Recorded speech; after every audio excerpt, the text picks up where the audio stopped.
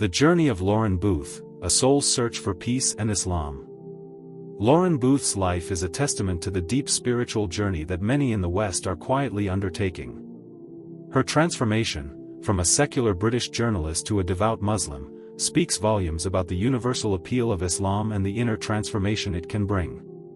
Once known primarily for her media presence and as the sister-in-law of former British Prime Minister Tony Blair, Lauren's personal story has captured the attention of many because it is not one of sudden conversion, but of gradual awakening.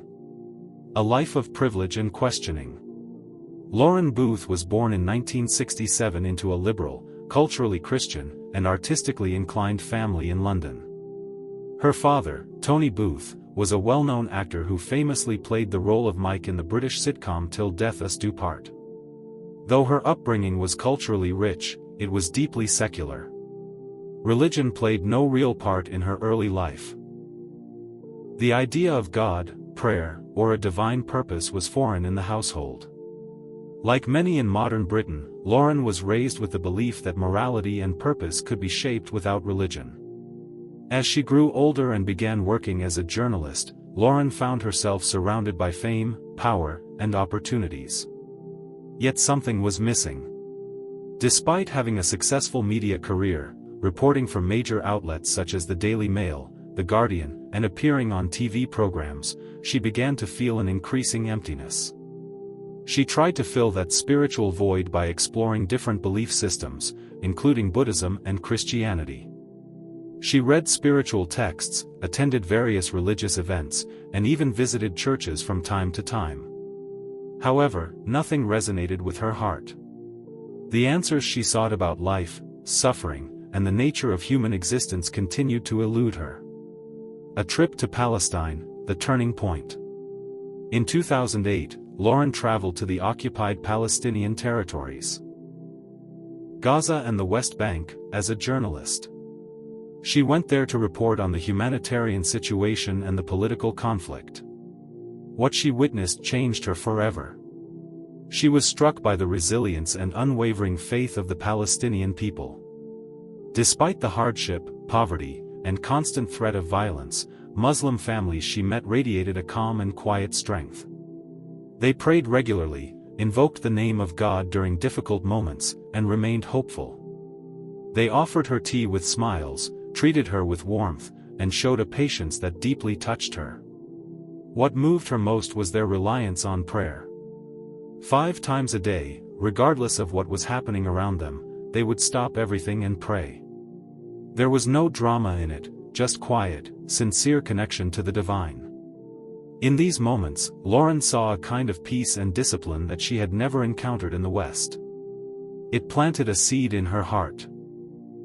The Quran and a whisper of truth. Upon returning to the UK, Lauren could not shake the images and emotions from Gaza. They lingered in her mind and heart. Curious about the faith that gave Palestinians their unshakable strength, she picked up an English translation of the Quran and began reading. She approached it as a skeptic. But what she found was not the harsh or alien book she had expected. Instead, it was a revelation of clarity, purpose, and beauty. The Quran spoke directly to her deepest questions. Why are we here? What is the purpose of life? Why do we suffer? How do we achieve peace and fulfillment? Lauren found the verses to be deeply personal. The Quran didn't just preach, it conversed. It asked her to reflect, to think, to question. It acknowledged her doubts and then gently offered answers. She found herself moved to tears on many occasions. The words gave her a sense of calm and understanding she had never known. She later described reading the Quran as feeling like someone had walked into my mind and written down the answers I had been looking for all my life. A moment of surrender in Paris. In 2010, Lauren visited Paris. It was during this trip that her journey reached a climax. A friend invited her to a mosque. She had never been inside one before. Nervous and unsure of what to expect, she entered with hesitation. Inside, she experienced something completely unexpected. The peaceful atmosphere, the soft carpet beneath her feet, the quiet murmur of prayer, it all felt deeply familiar, almost like returning home. When she joined others in prostration during the prayer, she felt an overwhelming sense of belonging. Her heart whispered, "This is home." She had finally found what she had been searching for. It was in that moment, with her forehead pressed to the ground, that she realized she believed in Allah, the one God. She believed in the finality of Prophet Muhammad, peace be upon him. And she accepted the truth of Islam. Her declaration of faith, the Shahada, came not as a forced recitation, but as a natural outpouring of a heart that had found its way, embracing Islam and a new identity. Soon after, Lauren officially embraced Islam. She adopted the name Sister Lauren Booth in Islamic circles and began learning the practices and teachings of her new faith. She began to pray 5 times a day, fast in Ramadan, and dress modestly in accordance with Islamic values. Her outward transformation was a reflection of a much deeper internal shift. Lauren described her conversion not as adopting a new religion, but as returning to her true identity. She said, "I didn't become someone else. I became who I was always meant to be." Islam, she explained, didn't erase her personality or independence, it completed her. It gave her a moral compass, a spiritual structure, and a direct relationship with God that she had longed for her entire life. Her decision was not without challenges. Being the sister-in-law of one of the most high-profile politicians in British history meant her conversion attracted media attention, much of it negative or skeptical. Some accused her of being naive, of converting out of political sympathy with the Palestinians, or simply for publicity. But Lauren remained grounded. She knew that her transformation came from a deeply personal, spiritual awakening, not politics, not pressure. Islam's impact on her life. Since embracing Islam, Lauren Booth has described her life as being transformed for the better in every aspect. As a mother, she became more patient, nurturing, and present. Islam taught her the value of gratitude, discipline, and sincere love for others. She no longer felt the anxiety that had plagued her during her secular years. She learned to trust in God's plan and to find peace in His remembrance. Her relationships improved, her priorities shifted, and her understanding of life became richer and more meaningful. She said that Islam didn't just make her a better Muslim, it made her a better human being. Lauren also became a public speaker and author, using her platform to educate others about Islam and share her journey. Her book, Finding Peace in the Holy Land, is a deeply personal account of her spiritual transformation and experiences in Palestine.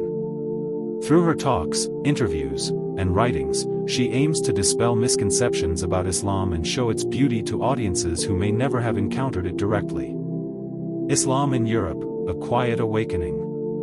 Lauren Booth's story is not an isolated one. Across Europe, thousands of people each year embrace Islam. Some are drawn by intellectual curiosity, others by spiritual hunger, and many by the quiet example of Muslims living with integrity and faith. Islam continues to touch hearts not by force, but by the strength of its truth, simplicity, and spiritual clarity. In an age where materialism and secularism often fail to satisfy the human soul, stories like Lauren's remind us that the search for truth is timeless, and that Islam continues to offer a profound and universal message of peace, purpose, and connection to the divine. Final reflections.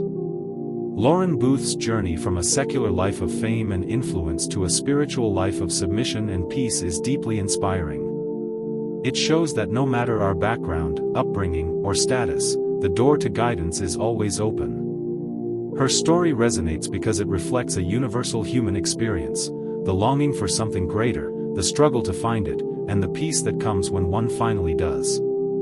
In her own words, "Islam gave me back myself.